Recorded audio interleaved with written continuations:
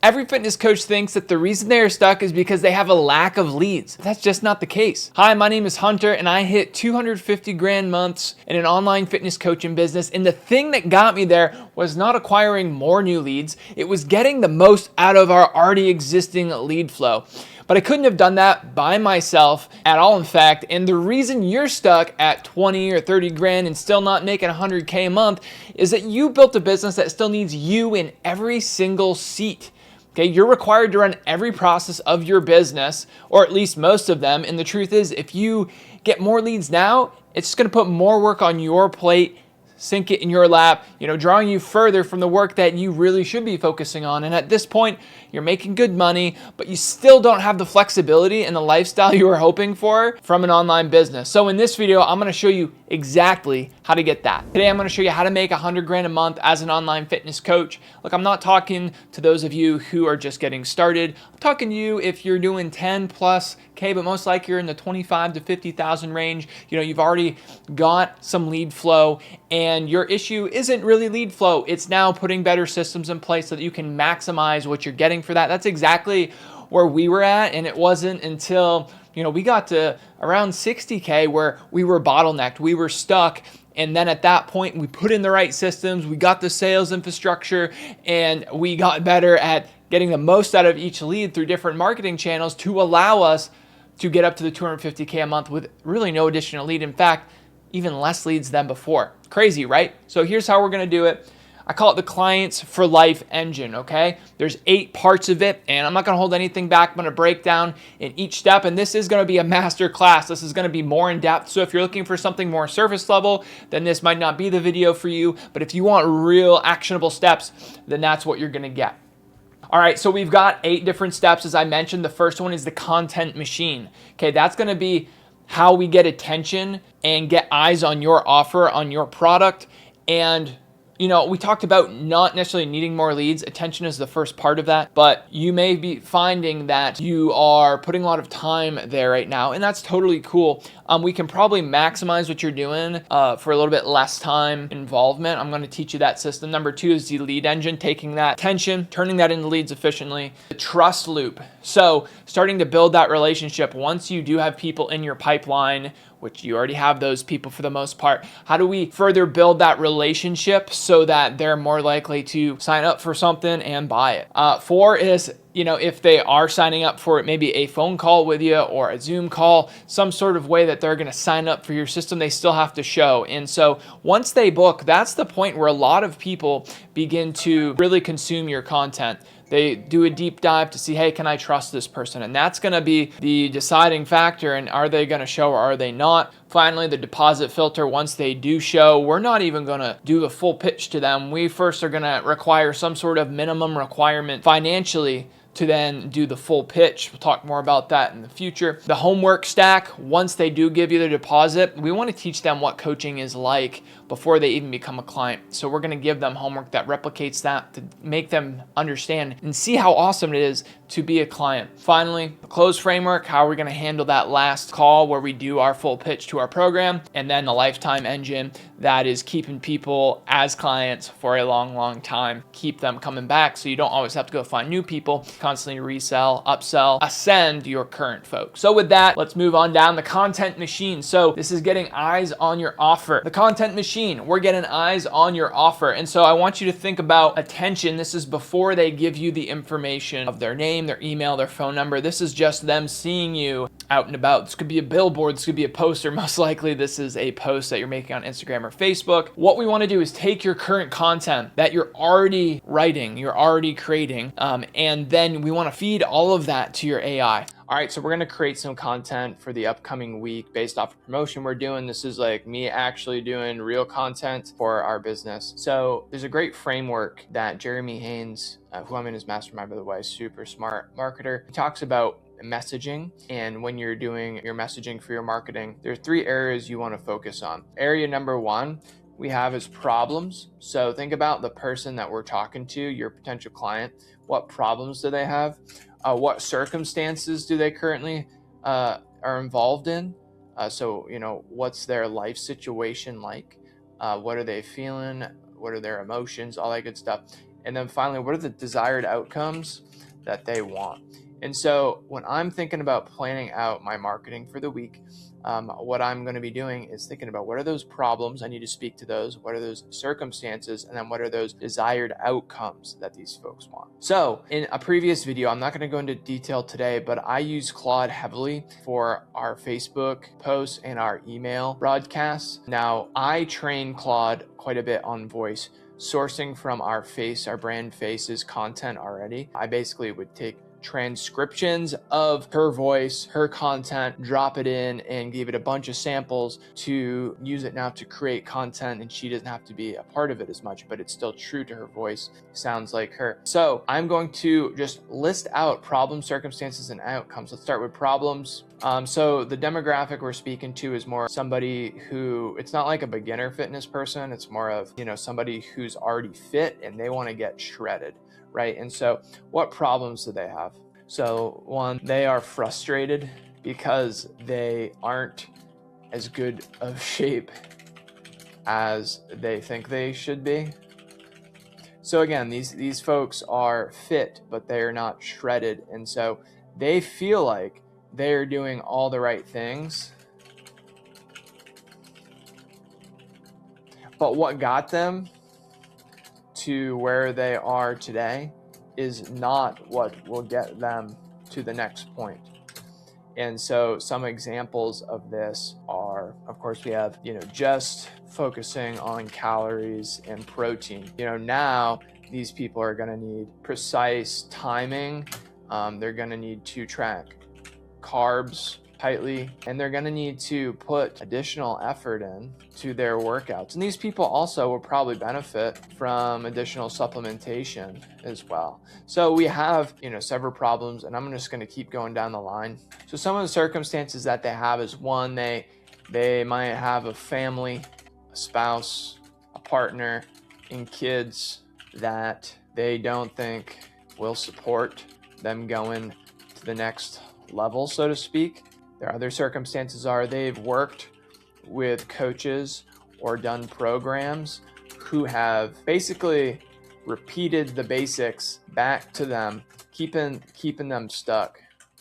They also have gone in these types of programs, and the community that they're with, and they don't resonate because these people are struggling to be consistent. But that is not the circumstance for this in particular person.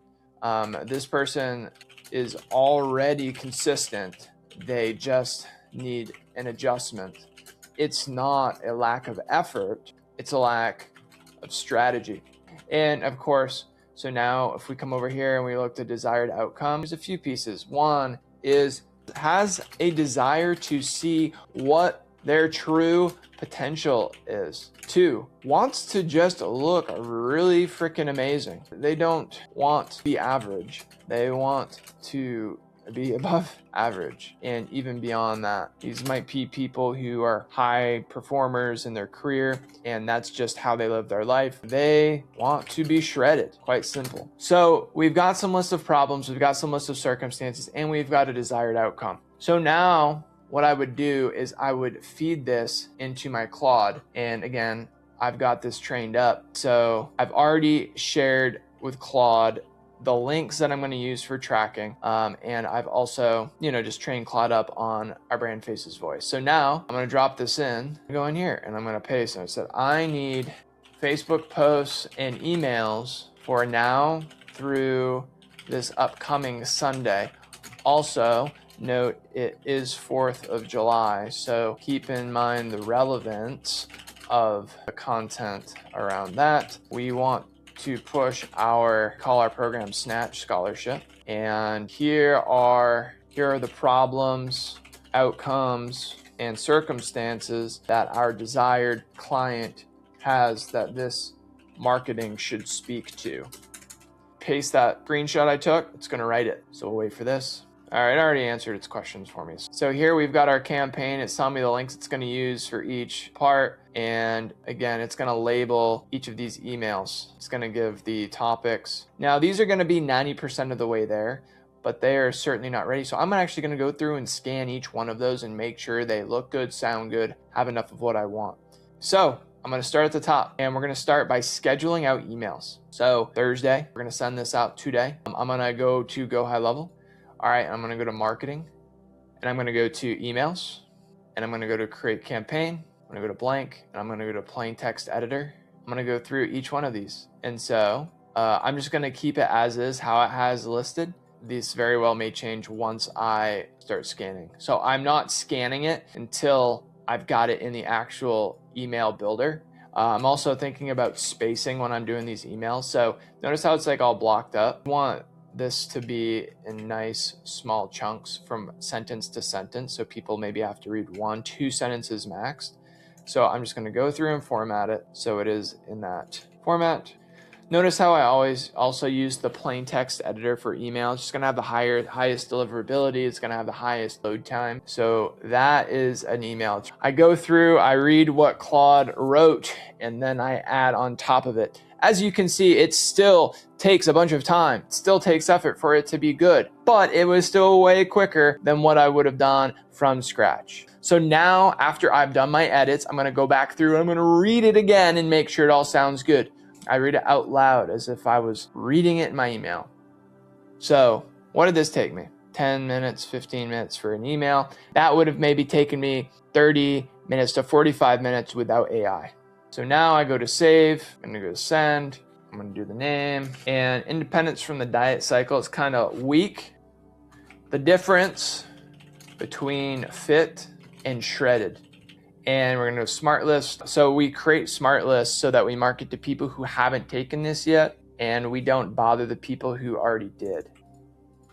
We're gonna schedule that bad boy, and we're gonna schedule it for 5 p.m. EST. Okay, so the next thing we need to do is we made lots of edits to this particular email. And so there is a corresponding Facebook post that was already written that we now need to edit because we don't need to do all those edits again for a Facebook post. Alternatively, let's drop in that email that we just did and let's have it translate it to a Facebook post. So I'm going to come in here and I'm also going to grab the new title and I'm just going to say, for the first email, I made edits.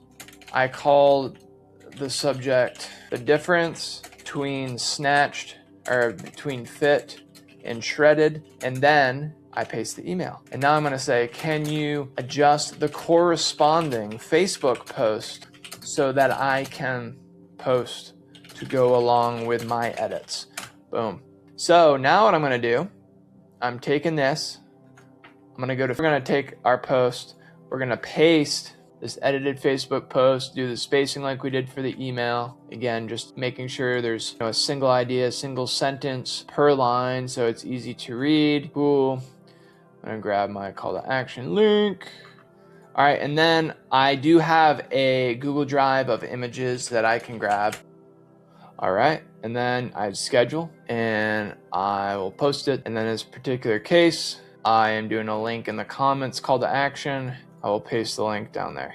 And so there's the process. I could schedule that post down. I'd schedule the email. You do that for the week. So an hour or two, instead of like how many hours would that take without AI, you can put awesome content together. You also want to really tap into the pain points, tap into the outcomes that your potential clients want, and you want to tap into their current scenarios, understanding, helping them, or sharing with them that you understand where they're at currently in their life. You're going to create additionally a huge folder of different images that you can use of all different scenarios. So it could be you in the gym, it could be you cooking food, it could be just you with your family, it could be all of these, a huge pool of these that we can go and reference for different social media posts down the road. And then we want to schedule posts daily. So I want to be very clear, we are going to actually be posting more than you are now. But this is not going to take that much additional work, and this is something you can train to somebody else. You may even be able to train an AI agent on this. This is what I come in and do, for the companies that I work with. And essentially, you'll have AI write posts in your voice over specific things. You'll take the post, you'll add an image to it on Facebook or Instagram, and then you schedule it out for the entire week. You're going to have emails and Facebook posts from this. Schedule them out. It's going to be 14 additional pieces of content for like way less time, and we're basically maximizing the content you're already making. We're taking from that to help fuel this more AI generated content, which by the way still prints and makes money. I know because we do it all the time. So next up is the lead engine. So you're going to get people who you've had their attention, but now they're exchanging their name, their email, their phone number to get some sort of value. This may come from a free gift, a lead magnet, a workshop, could be any of the above. Now, here's the thing, you're stuck probably because you don't own your followers, right? And the algorithm can change at any point. The reality is, way back in the day, Facebook, you can have a Facebook page and you would reach 100% of your followers when you made a post. Well, pretty soon there was an algorithm change. You would only reach 2% of your followers. The truth is, when you're just relying on social media to reach your followers, you are at the mercy of their changes. What has been tried and true time and time again, email is freaking awesome because you can control the deliverability. For the most part, sometimes there's spam issues, but that's a whole tech thing that we won't get into. Bottom line is you can control it and you're not beholden to the social media algorithms. So the key is when you're making these new pieces of content, we talked about emails and we talked about Facebook posts, we want to send people to lead magnets. Again, workshops, free gifts, resources, PDFs, cheat sheets, diagnostics, surveys, anything like this where it's going to provide some sort of value to them in exchange for that information. Now imagine if you had 14 more pieces of content going out, and it could be much more by the way, but 14 pieces of content going out that were asking for that information. Now you may say, well, hey, if they're on my email list, Hunter, then I need to collect it again. Do I need to? Answer is no. However, you've got so much free information and gifts that those people who are already leads, who are already in your pipeline, we can still give them other free gifts. We want them to consume as much from us and speed that process up so that they build a relationship with you and then again are more likely to buy later. Next up is the trust loop. So leads decide if they trust you long before you ask them for money. Okay, where you're probably stuck, coaches really do blow this in a couple of ways. One is they'll pitch instantly. They go from 0 to nothing. You know what? This worked back in 2020, 2021. Everybody had a little extra money from some COVID checks and everybody was at home. They were open and looking for a new solution and they wanted some sort of social outlet. So people were saying yes when they didn't know you. What we've seen, it's getting much harder to get those instant yeses, to find those buyers who are like, I am in immediately. There's so many options out there. The online coaching space is, specifically in fitness, has really matured. And so people are familiar with the offer that you're making. If you're not pitching instantly, what could be messing you up is just blowing the trust in the meantime. Maybe you're not timely enough in communication. Maybe you say something that you don't follow up with. Maybe you're just not consistent enough or they're not seeing you enough. They forget about you. And so that's a mistake as well. We can't have them forget about you. Remember, you think that you're posting a lot and you think that you're talking a lot and annoying people. That's very common. The truth is, these people have entire separate lives from what we do. We're in this thinking all day, but they are not. So you need to be top of mind. They're getting hit with 1,000 other ads, by the way. So if you're not first to mind, then you're just going to be beat by somebody else. Probably doesn't care as much as you, in all honesty. Not a great thing too either. When you see your list growing, you're actually getting more people, but then you're just not getting, let's say, more sales calls booked. I mean, that really sucks. And it's because you're not doing a good job of nurturing that relationship once they're in. One of our favorite ways now to build trust is to do a live workshop, a webinar, a seminar, whatever you want to call it, because it is a little less intimidating than, let's say, a one-on-one presentation. But number two, it educates people. So when people are educated on your program, it makes sales calls easier. It takes a big part of that sales conversation down the road that would need to be done otherwise. Removes that. So it makes it easier on yourself or your sales team.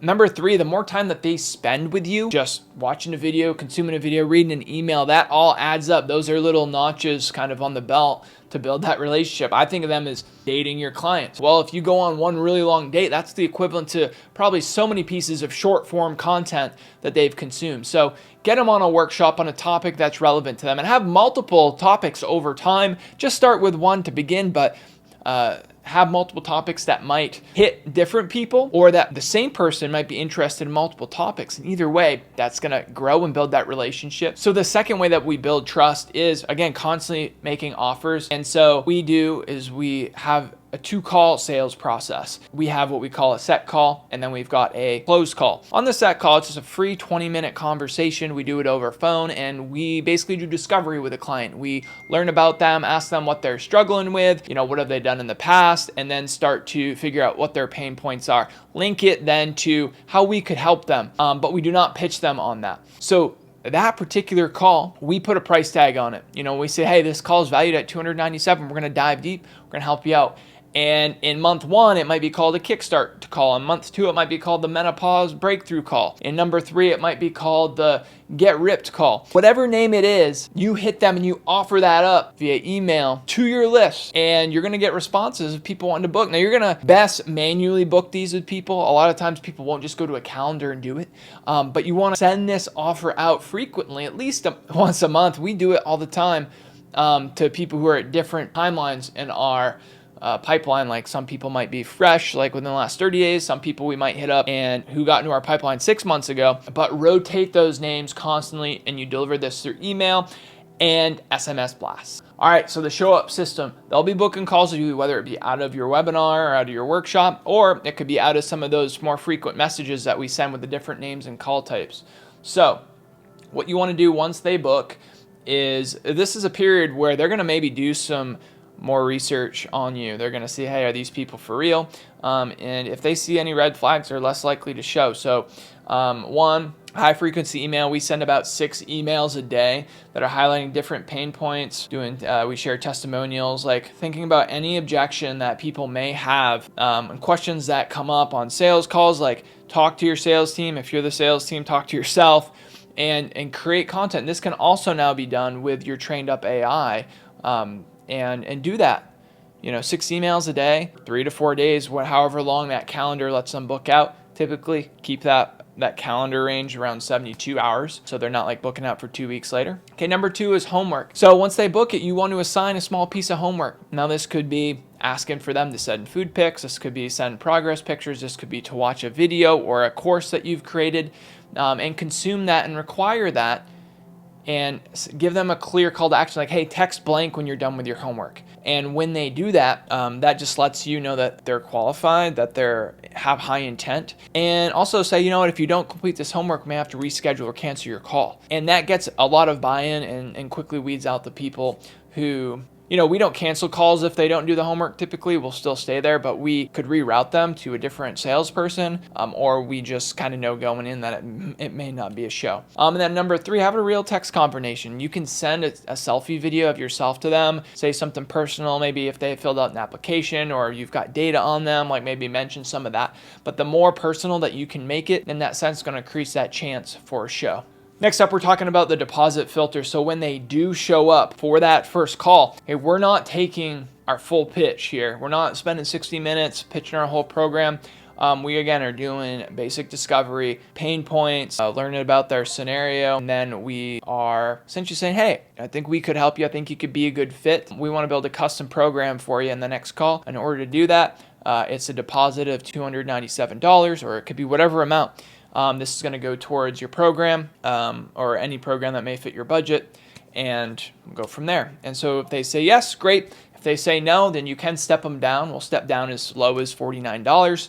And that can also, that dollar amount can give you some intent, some idea on, what they may be qualified for on the back end. If they're saying yes to a higher deposit, then they may be qualified for one of your more expensive programs. If they're balking at price and you can only get them at 97 or 49, that just may mean that you need to sell them a lower tier program. Not always the case. There's not always a direct correlation. There's other reasons why they may not want to give you a deposit without committing to the program fully, of course. This is going to do a lot. All right, next up, we've got the homework stack. We did talk about homework a little bit on the front end here between the first call booking, but this also can happen again in a different way from call 1 to call 2. Now here, you're typically getting a higher amount of engagement. Here you're going to get higher amounts of engagement just because people have already put money down, which is, again, awesome. So going into that close call, you're going to have a very high show rate and a very high close rate.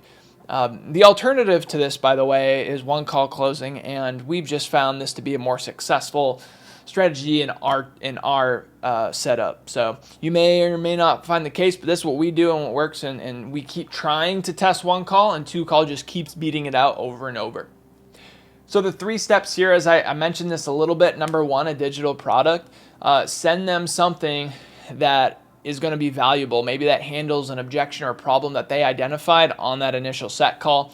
Ask them to consume some of that and report back. Number 2 is an identity video. So yourself or whoever your face is, or a coach, really talk about identity, what it means to be a part of your program, and what type of person that our program creates.